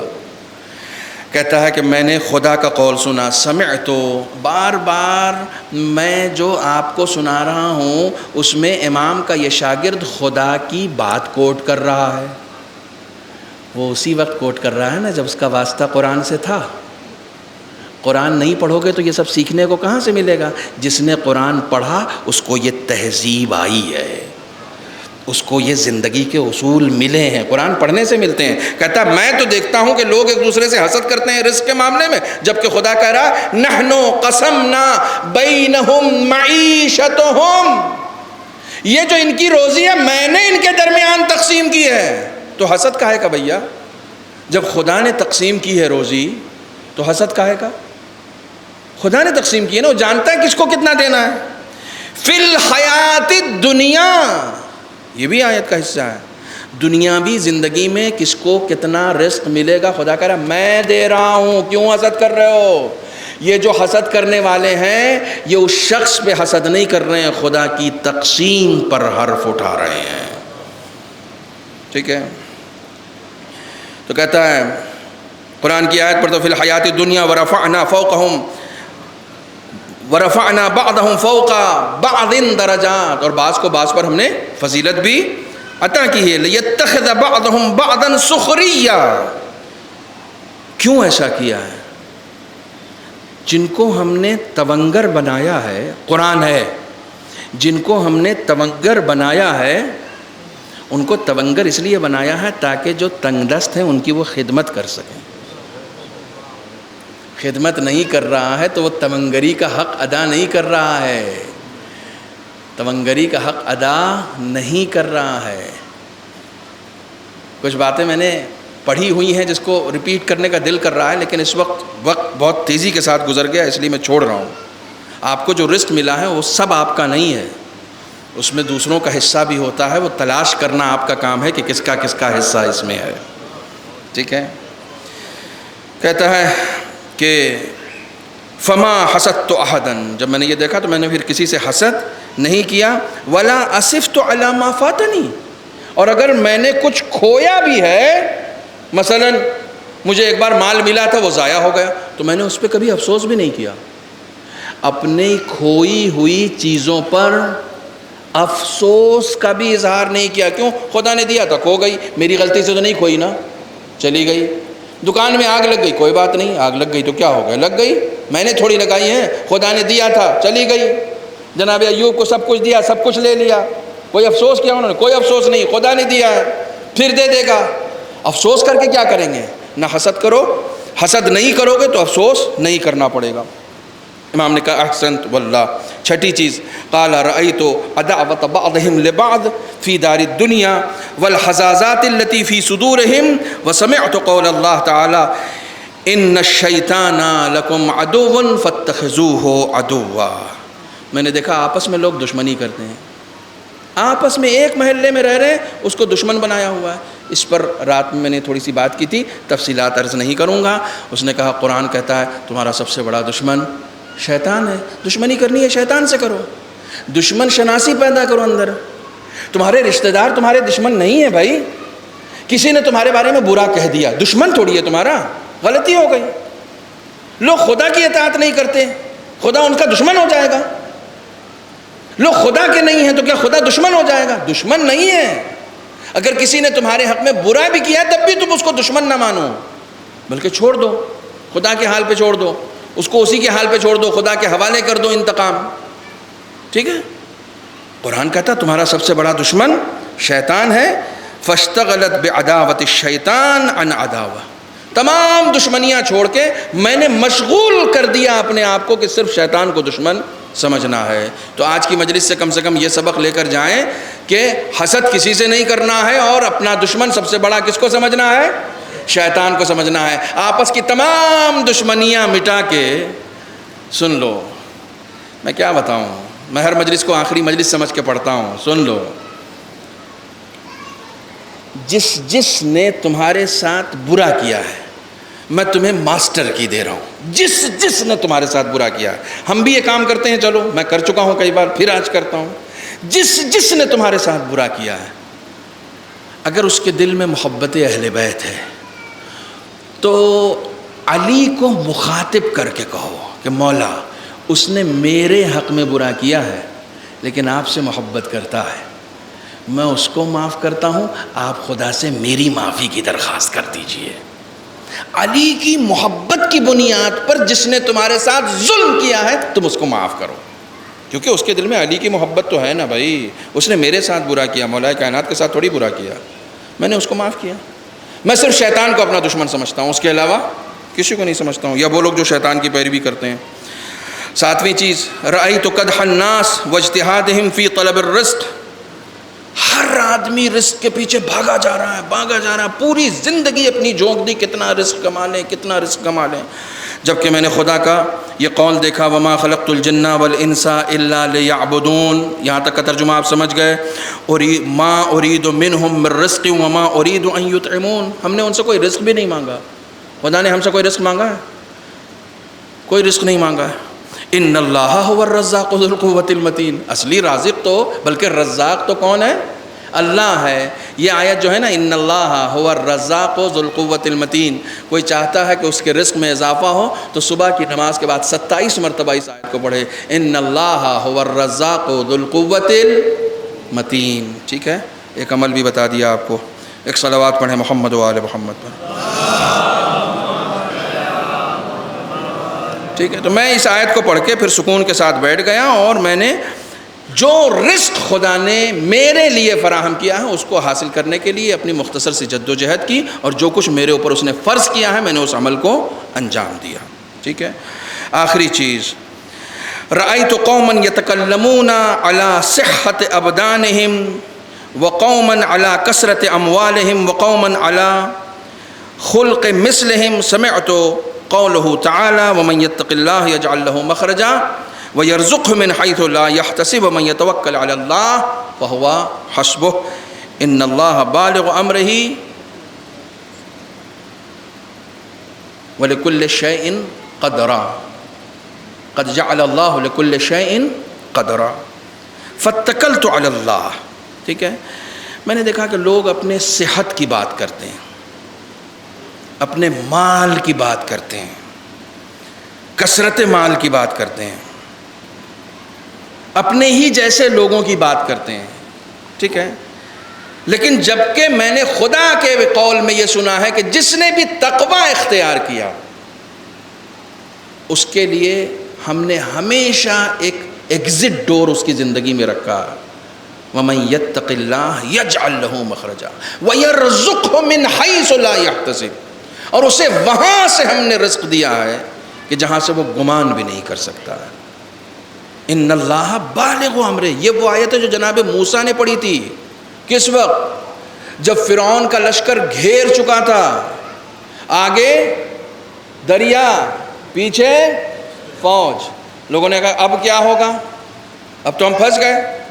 زندگی میں جہاں کہیں آپ ایسے پھنسے نا، اس آیت کو یاد کیجئے، ان اللہ بالغ امرہ.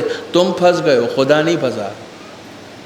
ان اللہ بالغ امرہ، تم تو پھنسے ہو نا، تمہارے اوپر ایک خدا ہے نا، وہ تھوڑی پھنسا ہے. ہر شے اس کے ہاتھ میں ہے، جو کچھ بھی وہ کرنا چاہے وہ کر سکتا ہے. بالغ امرہ قد جعل اللہ لکل شیء قدرا، اس نے ہر چیز کے لیے ایک معین مقدار مشخص کر رکھی ہے، ایک مقدار معین کر رکھی ہے ہر شے کے لیے. من لم یرض بقضائی ولم یشکر علی نعمائی ولم یصبر علی بلائی فلیتخذ ربا سوائی. جو بھی میری قضاء و قدر پہ راضی نہیں ہوتا ہے، حدیث قدسی، جو بھی میری قضاء و قدر پہ راضی نہیں ہوتا ہے، میری دی ہوئی نعمتوں پہ شکر نہیں کرتا ہے، اور میری نازل کی ہوئی بلاؤں پر صبر نہیں کرتا ہے، فَلْيَتَّخِذْ رَبًّا سَوَائی، تو پھر کسی اور کو اپنا خدا بنا لے، میں اس کا خدا نہیں ہوں. خدا ہونے سے انکار کر رہا ہے. اگر تم میرے بندے ہو تو تم کو کچھ مصیبتیں بھی دوں گا نا، میں ان مصیبتوں پہ تم کو صبر کرنا پڑے گا. کتنی خوش قسمت ہے وہ قوم، اور خاص طور پر اس علاقے میں رہنے والے افراد کے جہاں پر مجلسیں نصیب ہوتی ہیں. بہت سارے لوگ شیعہ ہیں، اہل بیت کے چاہنے والے ہیں، مگر مہینوں تک ان کو مجلسیں نصیب نہیں ہوتی ہیں. آپ کو ہر دوسرے تیسرے دن بلکہ تقریباً روزانہ یہ فرش مل جاتا. یہ خوش نصیبی ہے کہ جب کبھی آپ مصیبتوں سے بھر جاتے ہیں نا تو آپ ایک بار حسین کے فرش پہ آ کے بیٹھ جاتے ہیں. میری مصیبت کیا ہے؟ میری مصیبت کوئی مصیبت ہے؟ میں کچھ اور پڑھنا چاہ رہا تھا، لیکن کمیل صاحب نے جو گزارش کی ہے وہ سر آنکھوں پر. عجیب و غریب تسلسل ملا ہے. میری مصیبت کیا ہے؟ امام زمانہ نے جو زیارت ناہیہ ہے اس میں ایک جملہ ارشاد فرمایا، سلام ہو ان پر جن سے بالجبر وطن چھڑوایا گیا. یہ درد امام زمانہ آج تک محسوس کر رہے ہیں. یہ بڑا درد ہے. یہ جو اگر مصیبت امام حسین کی رخصت کی، امام حسین کی رخصت بڑی عظیم ہے، امام حسین کی رخصت بڑی جانکاں ہے. میں نے ایک بڑے معتبر خطیب سے، چونکہ علامہ مجلسی کا واقعہ ہے، بڑے معتبر خطیب سے سنا ہے کہ علامہ مجلسی درس کے بعد جو مصیبت پڑھتے تھے، ہمارے ہاں روایت ہے کہ درس خارج بھی جو مجتہد دیتا ہے، ان تمام درسوں کے بعد تھوڑی دیر امام حسین کی مصیبت پڑھی ہی جاتی ہے. مراجع سے پوچھا گیا کہ یہ کیا رائج ہو گیا آپ کے درمیان کہ آپ درس کے بعد امام حسین کی مصیبت کہتے ہیں؟ کہا اسی گریے سے تو یہ علم میں اضافہ ہوتا ہے، اسی گریے کی برکت ہی تو ہے. علامہ مجلسی درس دے رہے تھے، جیسے ہی مصیبت پڑھنے پر آئے ہیں، ایک شخص باہر سے آ کر کہتا ہے، آپ دیکھیے یہ خواہش کتنی عظیم ہے. ایک شخص باہر سے آ کر کہتا ہے کہ علامہ باہر ایک خاتون بیٹھی ہیں، انہوں نے یہ مجھے حکم دیا ہے کہ مجلسی سے گزارش کرو کہ حسین کی رخصت پڑھیں. یہ رخصت بہت سخت ہے، ایک ماں کے لیے بہت سخت ہے. اپنے بیٹے کو رخصت کرنا بہت سخت ہے، ایک بیٹے کا ماں سے رخصت ہونا بہت سخت ہے، اپنا وطن چھوڑنا بہت سخت ہے. امام حسین کے لیے آسان تھا مدینہ چھوڑنا؟ یہ مصیبت اتنی سخت ہے، اتنی سخت ہے کہ ہمارے معصومین میں سے 12 اماموں میں سے صرف 4 امام ایسے ہیں جو وطن میں دفن ہوئے ہیں.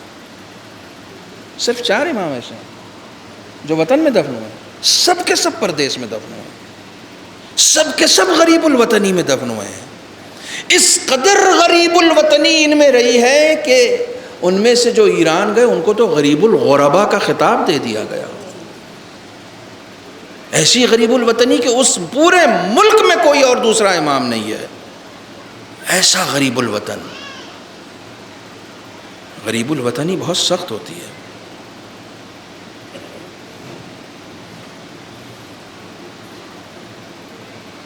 یہ روایت بہت سخت ہے. مدینے میں چوتھے امام کا زمانہ، ایک شخص آیا اور آنے کے بعد کہتا ہے، آقا میں غریب ہوں. تو امام نے کہا کہ اگر تم کسی دروازے پر چلے جاؤ اور جا کر کہو کہ میں بھوکا ہوں، کیا تم کو کوئی کھانا نہیں دے گا؟ کہا آقا کیوں نہیں دے گا، یہ مدینہ ہے، یہ مدینہ ہے، یہاں سب مسلمان رہتے ہیں، میں اگر کسی سے کھانا مانگوں گا تو کوئی کھانا نہیں دے گا. کہا اگر اس مدینے میں تمہاری موت ہو جائے تو یہ بتاؤ کیا تمہیں کوئی کفن نہیں دے گا؟ کیا تمہیں کوئی دفن نہیں کرے گا؟ کیا تمہارے اوپر کوئی نماز نہیں پڑھے گا؟ کہا آقا یہ کیسے ہو سکتا ہے کہ میں مسلمانوں کے درمیان مروں اور مجھے کوئی کفن نہ دے؟ اللہ اکبر. کس سینے کے ساتھ امام نے یہ جملہ کہا ہوگا؟ کہا پھر خود کو غریب کیوں کہتے ہو؟ غریب تو میرا بابا تھا جو 3 دن کا بھوکا اور پیاسا شہید کیا گیا. غریب تو میرا بابا تھا جو میدان کارزار میں جس کا جسم 3 دن تک پڑا رہا، نہ کوئی کفن دینے والا تھا، نہ کوئی دفن کرنے والا تھا. السلام علیک یا ابا عبداللہ وعلى الأرواح التي حلت بفنائك عليك مني سلام الله أبدا ما بقيت وبقي الليل والنهار ولا جعله الله آخر العهد مني لزيارتكم. السلام على الحسين وعلى علي بن الحسين وعلى أولاد الحسين وعلى أصحاب الحسين. رجب کا مہینہ ہے. روایتیں کہتی ہیں امام حسین مسجد النبی میں بیٹھے ہیں کہ اچانک ایک شخص آتا ہے اور آ کر کہتا ہے کہ ولید نے بلایا ہے. امام کے پہلو میں ایک شخص اور بیٹھا ہے, اس سے بھی کہتا ہے کہ ولید نے بلایا ہے. امام نے کہا چلو میں آتا ہوں. پہلو میں بیٹھے ہوئے شخص کہتے ہیں کہ آقا اس وقت جانا مناسب نہیں ہے, مجھے آپ کی جان کا خطرہ ہے. اللہ اکبر. امام جواب دیتے ہیں انا قادر علی الامتناع, تو مجھے نہیں جانتا, میں ہر آنے والی بلا کو روکنے پر بھی قدرت رکھتا ہوں. اگر میں نے وعدہ کر لیا کہ میں آؤں گا تو مجھے وعدہ وفا کرنے کے لیے جانا ہوگا. مگر عزادارو امام مسجد سے اٹھتے ہیں, براہ راست نہیں جاتے ہیں. یہ امام کا ادب ہے, یہ امام کی محبت ہے. نہیں جملہ بدلوں, یہ امام کی محبت اپنی بہن زینب سے ہے. گھر آتے ہیں, زینب کو آواز دیتے ہیں, کہتے ہیں زینب میں دربار میں جا رہا ہوں, بلاوا آیا ہے. اللہ اکبر. جناب زینب تڑپ جاتی ہیں, کہتی ہیں بھیا اتنی رات میں کیوں؟ کہا میں نے وعدہ کر لیا ہے, مجھے جانا ہوگا. عزاداروں, کہا بھیا اگر جانا چاہتے ہیں تو بس ایک لمحہ رکیے. امام نے کہا ٹھیک ہے.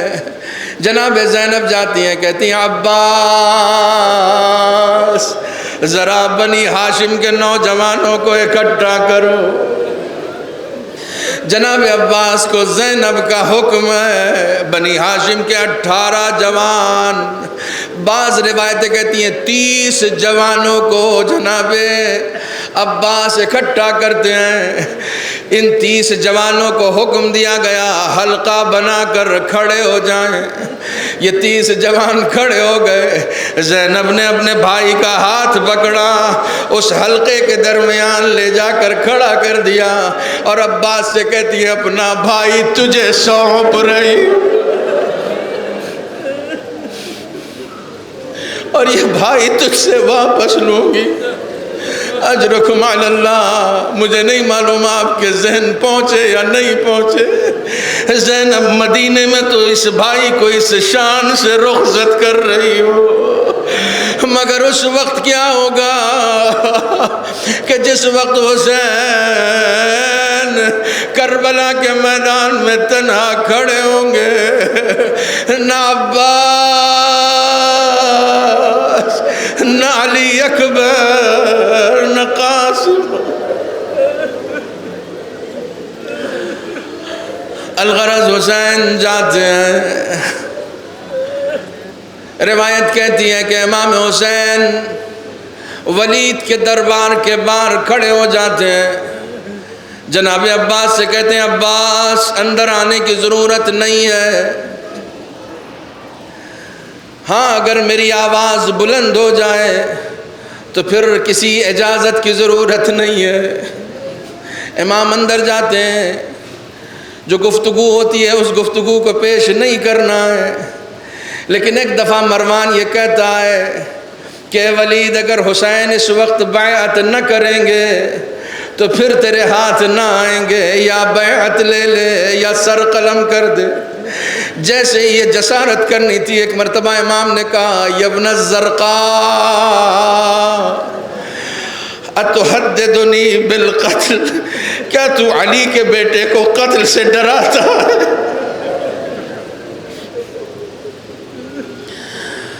جیسے ہی جناب امام حسین کی آواز کا بلند ہونا تھا, تاریخ کہتی ہے دارالعمارہ کا دروازہ ٹوٹ کر گرا ہے, عباس کا ہاتھ قبضہ شمشیر پر ہے. امام حسین کو دیکھ کر کہتے ہیں آقا کس نے جسارت.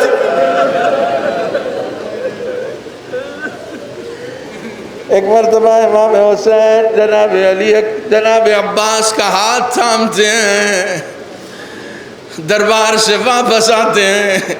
خدا کی قسم یہ منظر خدا کسی بہن کو نہ دکھائے. بھائی کی پیشانی پر پسینے ہیں، ابروئیں چڑھی ہوئی ہیں. جیسے یہ حال بھائی کا ایک بہن نے دیکھا، امام حسین سے جناب زینب کہتی ہیں بھیا خیر تو ہے؟ اللہ اکبر. حسین کے اس جواب پہ قربان جاؤں. کہتے ہیں بہن سامان سفر تیار کرو، مدینہ رہنے کے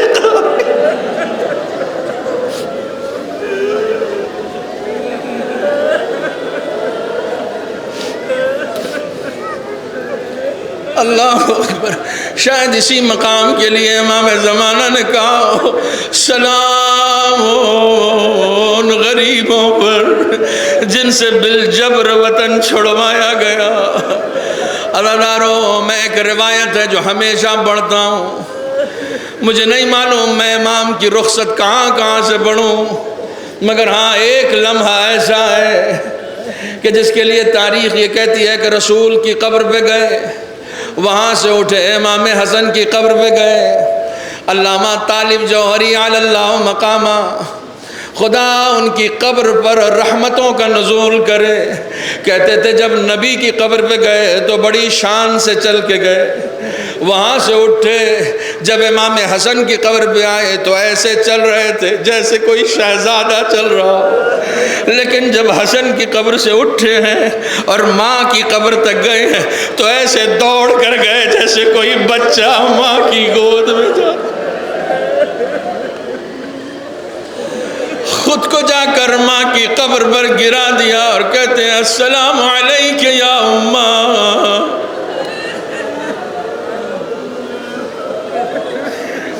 اماں حسین کا آخری سلام لو. کیا کوئی یہ تصور کر سکتا ہے کہ حسین ماں کو سلام کریں اور ماں جواب نہ دیں؟ قبر سے آواز آئی علیک السلام یا غریب الام. اے ماں کے غریب، ماں کا سلام.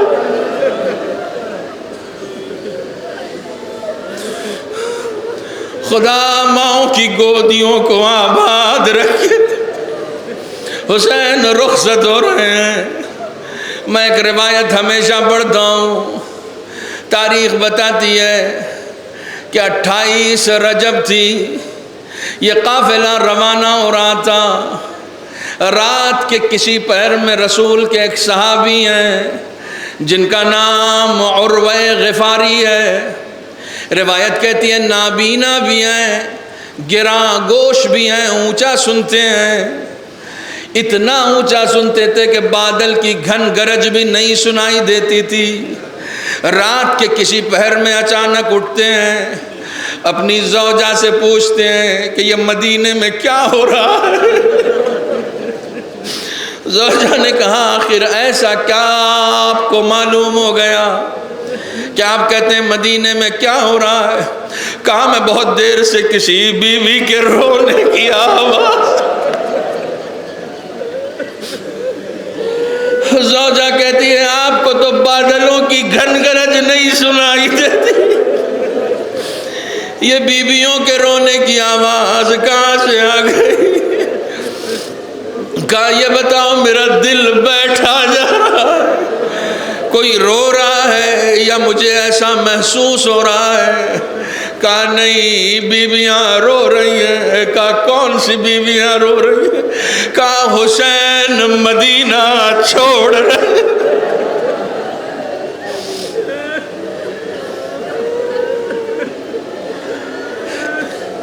لیکن ایک منظر کی گزارش کی گئی ہے.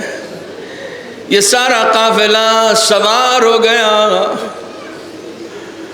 جانے کے لیے تیار ہو گیا، مگر حسین کی ایک بیٹی ہے جو بیمار ہے. روایت کہتی ہے جب یہ سارا قافلہ سوار ہو گیا تو یہ بیٹی دروازے پہ نکل کے آتی ہے، اماں فضہ کو آواز دیتی ہے کہتی اماں فضہ میں یوں تو سب سے رخصت ہو گئی ہوں، لیکن میرے ایک بار میرے بابا کو بلا دو۔ جناب فضہ امام حسین کو خبر کرتی ہیں کہ بیٹی ایک بار ملنا چاہتی ہے۔ امام آئے، امام نے کہا بیٹا تم نے تو رخصت کر دیا تھا، اب کیا ہوا؟ کہا بابا میں صغرا ہوں، میرے یہاں ایک اصغر پیدا ہوا ہے۔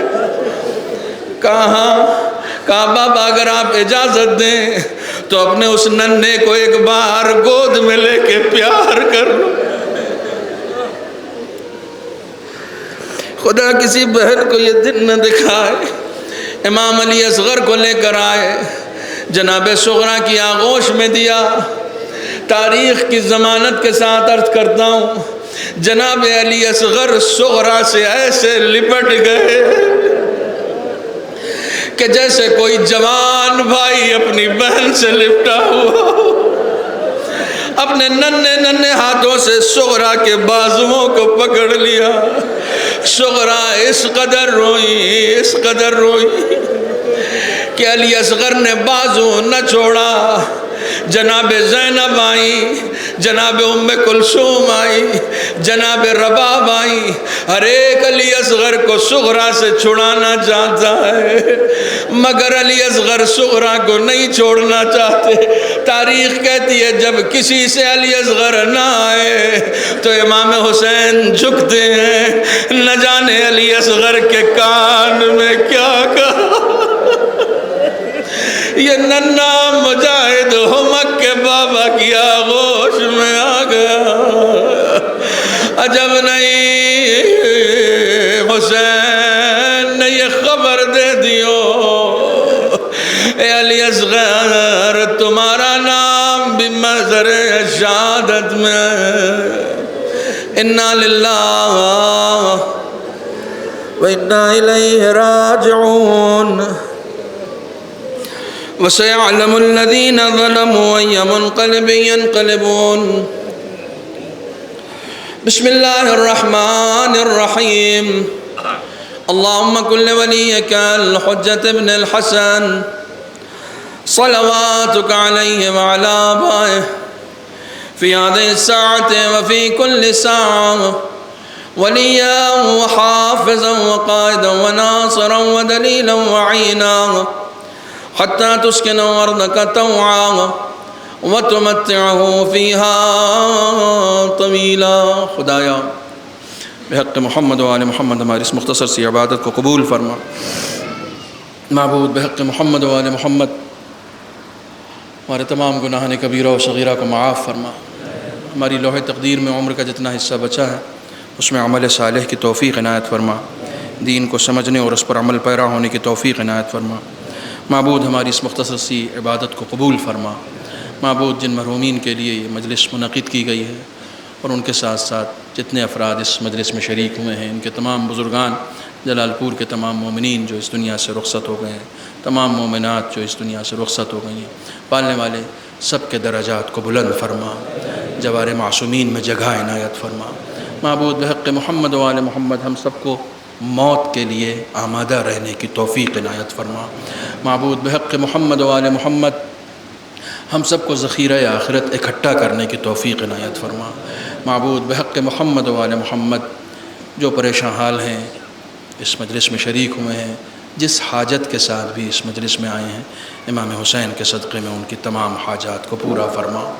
معبود بحق محمد و آل محمد تمام مقروضین کے قرض کو ادا فرما، بے روزگاروں کو صاحب روزگار بنا، جو روزگار سے لگے ہیں انہیں ترقی عنایت فرما۔ پالنے والے جو بیمار ہیں انہیں شفاء کاملہ عطا فرما، جو بے اولاد ہیں انہیں صاحب اولاد بنا، جو صاحبان اولاد ہیں ان کی اولاد کو نیک اور صالح قرار دے۔ معبود تمام خدمت گزاران دین، علماء کرام، مراجع اعظام، بالخصوص آیت اللہ خامنئی، آیت اللہ سیستانی کو طول عمر عطا فرما۔ تمام مظلومین بالخصوص فلسطینیوں کی مدد فرما، تمام ظالمین بالخصوص امریکہ اور اسرائیل کو نیست و نابود فرما۔ معبود بحق محمد و آل محمد حجت آخر منتقم خون حسینی سلطان زماں حضرت امام عصر کے ظہور میں تعجیل فرما، ہم سب کو ان کے اعوان و انصار میں شمار فرما۔ ربنا تقبل منا انک انت السمیع العلیم۔ ایک مرتبہ اور گزارش ہے سورہ حمد اور 3 مرتبہ سورہ اخلاص کے لیے۔ محمد شیراز مرحوم ابن جناب مسیب علی مرحوم، اقرار فاطمہ مرحومہ بنت جناب حسن رضا، محمد شارب مرحوم ابن جناب ذیشان حیدر، محمد اصغر مرحوم ابن جناب شکیل احمد، ماسٹر قاسم رضا مرحوم ابن جناب اختر حسین مرحوم، اور جملہ مومنین مومنات کی ارواح کے لیے ایک مرتبہ سورہ حمد اور 3 مرتبہ سورہ اخلاص کی تلاوت کروں۔